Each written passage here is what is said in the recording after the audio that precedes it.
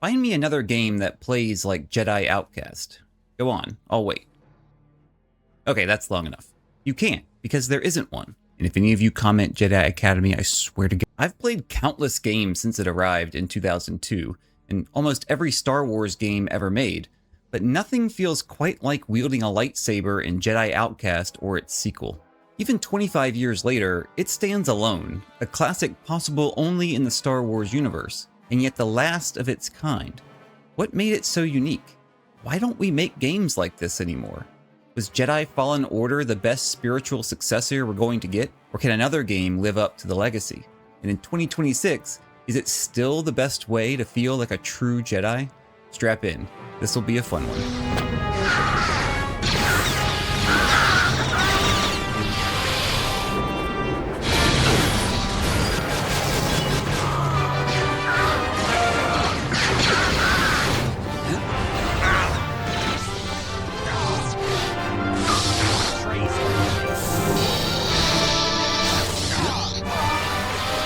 Jedi Outcast is the final step in the evolution of Dark Forces away from its Doom clone shooter origins to a melee and ability-focused Jedi simulator. Once, Kal Katarn was just a grizzled mercenary taking down Imperial weapons programs with nothing but the 9 blasters and explosive weapons strapped to his back. But surely only someone strong in the Force could accomplish such a feat, and the sequel confirmed it by putting Kyle on the path of the Jedi and granting him one more weapon to put on his belt: the lightsaber. Still, it was only one weapon of many, and Kyle was a novice Jedi with limited powers and a janky swing. Kyle needed the entire breadth of his considerable arsenal to bring down Jarek and his motley crew. And by the time of Jedi Outcast, the balance of power had somewhat changed. Though Kyle had initially given up the ways of the Jedi and all connection to the Force, the emergence of another Dark Jedi and a personal vendetta caused him to return to the Valley of the Jedi to reclaim his lost power and more. Now he is a full-fledged Jedi with the Force as his ally. The lightsaber is all he needs. Those other weapons are mere trinkets.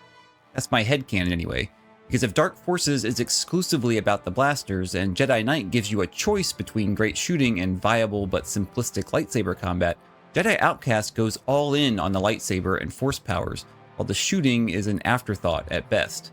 It's like LucasArts and Raven Software saw how everyone loved Jedi Knight but thought the lightsaber duels were underwhelming and decided to focus the entire game on fixing it. And fix it they did.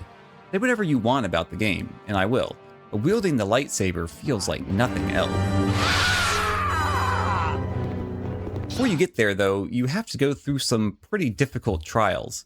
With Kyle having given up his lightsaber and gone back to his mercenary roots, the first few levels are blaster only, and man, is it painful. The shooting is truly terrible. It's a new engine and a new studio developing it, so you'd expect it to feel a little different, but not like this. The accuracy is really low, the hit detection is iffy, the enemies don't always react to being hit, all of which makes the shooting feel unsatisfying. But by far the biggest problem is that the projectile speed is way too low for how much the enemies move around. I know Star Wars has always been a little loose with its physics, but laser beam should really move faster than my daughter can throw a baseball. You have to lead your shots like you're using the rocket launcher in Quake, which is somewhat fitting because it's using the Quake 3 engine, but without the benefit of the one-shot kills. In the end, it's just frustrating, or more like infuriating. I remember picking up the game a few years ago on sale, excited to relive one of my childhood favorites, only to put it down before finishing the first mission because it felt so bad. I figured something must be wrong with the port or my setup or whatever because that was not how I remembered it. But no, when I came back recently, it was just that bad. And I can't even blame it on being spoiled by modern shooters because Jedi Knight shooting still feels good. I always try to play these old games in as close as possible to their original state so that I can see how they hold up. But for Outcast, I actually installed a mod to increase the projectile speed, just so I could get through the first few levels without tearing my hair out. That's not at all to say you shouldn't play the game though, because there's a genuinely great experience to be had. On the contrary, I'd hate for anyone to quit the game before they had a chance to get to the best part. So if you do go back to this game or play it for the first time, please don't stop before you get to the lightsaber. Download a mod, edit your save file, do whatever it takes to get past the opening missions, because this is truly a game about being a Jedi. The blasters might be terrible, but once you get your lightsaber, you'll never want to put it down, and you'll never have to.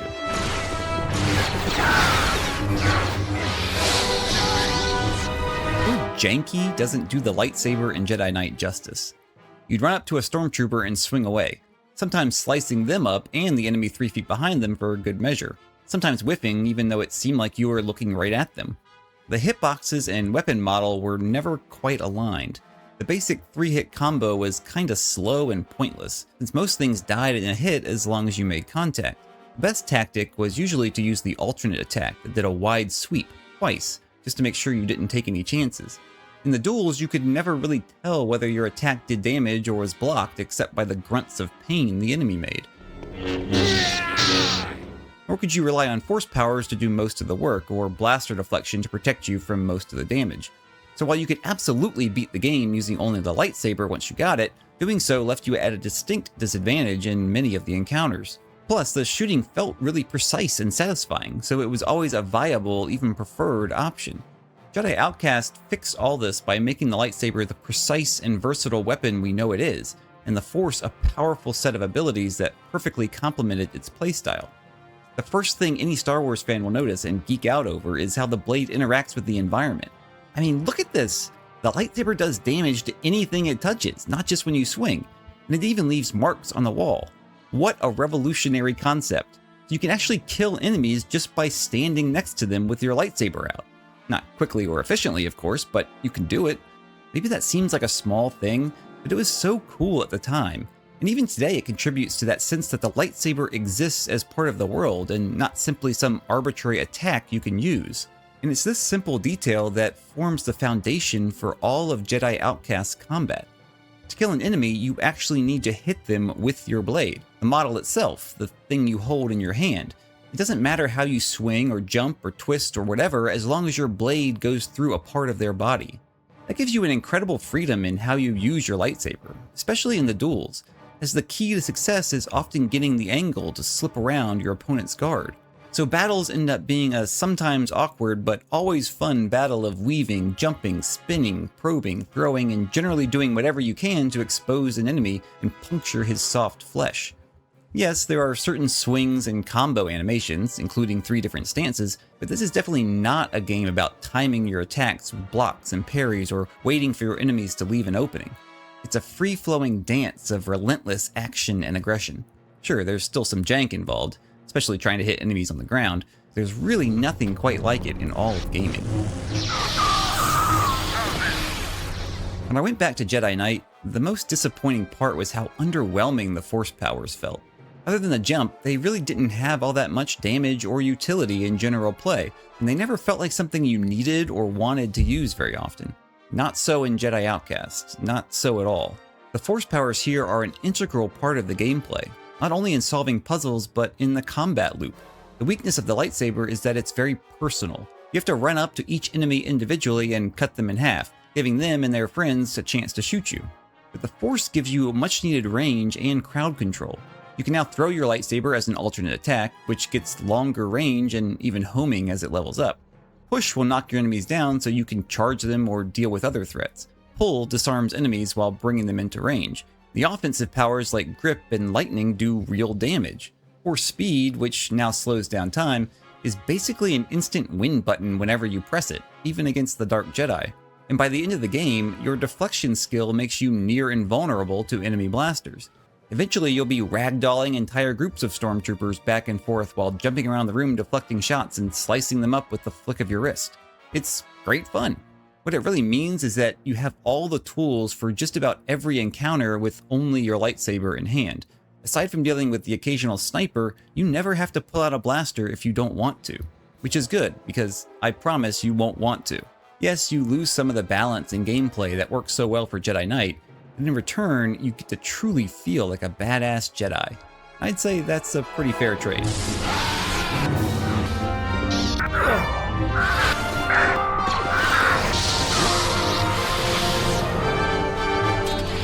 Jedi Outcast might change up the combat significantly, but it retains the essential DNA of Dark Forces and Jedi Knight as a first and foremost an adventure game.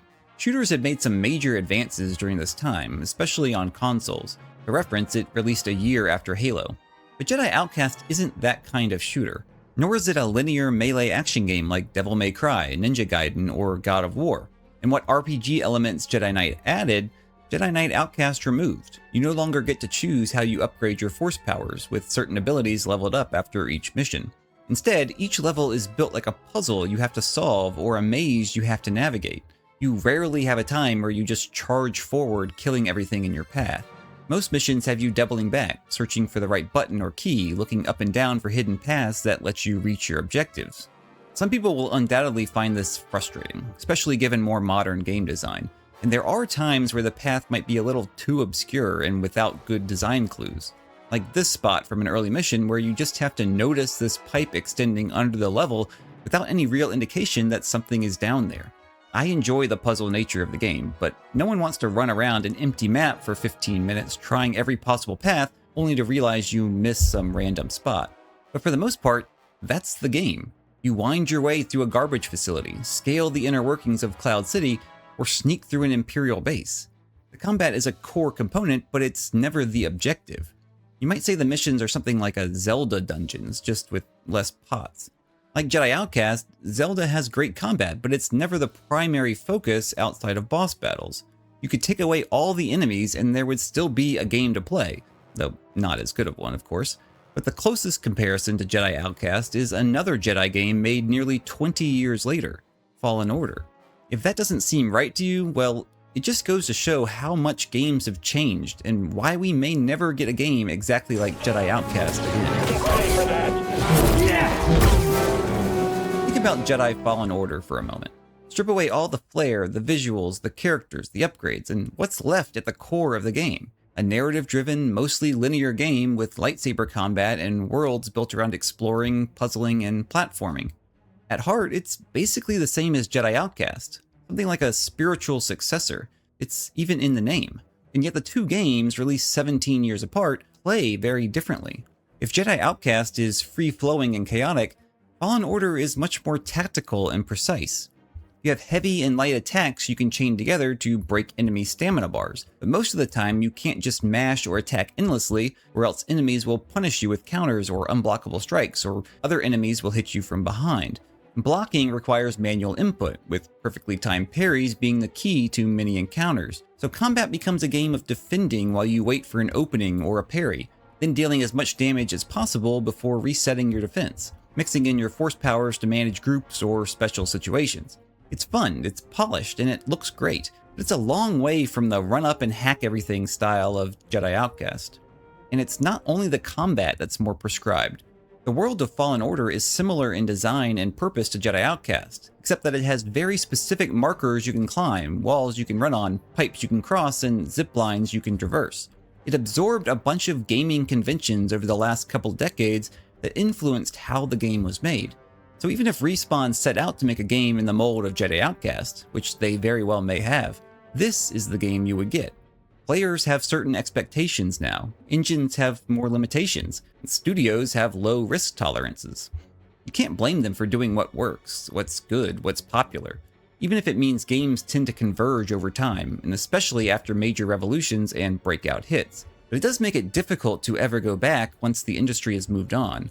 And the game that truly changed the industry in this case was Dark Souls. It set a new standard for melee action combat that you can recognize in countless other games from AAA to indies, even spawning an entire subgenre of its own. Known for its unforgiving difficulty, dangerous enemies, big bosses, and slower but more precise combat mechanics, Dark Souls firmly established many of today's conventions. Simple light and heavy attack combos, a focus on blocking with stamina and parrying for critical hits, dodge rolling through everything, a set number of flasks for healing, respawning enemies at checkpoints, and more. Yes, I know Dark Souls wasn't the first to use any of these mechanics. It wasn't even the first Souls game, but its brilliant execution and commercial success cemented the entire package as a blueprint to follow. It was a clear evolution in gameplay, especially in the age of consoles, recognized by everyone, and the new standard against which all action games would be judged. There was no going back after that.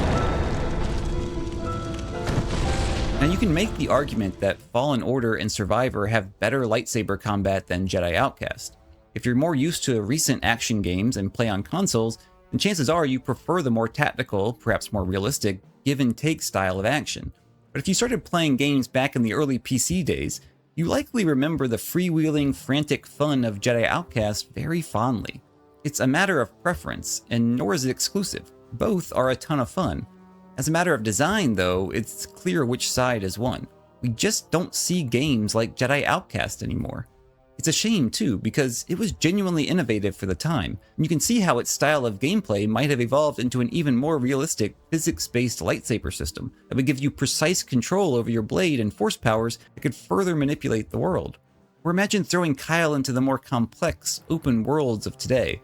It may not have made sense for every action game, where the swords are made of steel and characters are merely human, but it was perfect for the lightsabers and Jedi of Star Wars. No game made you feel more like a true Jedi Knight, and unless we get a remake, no game ever will.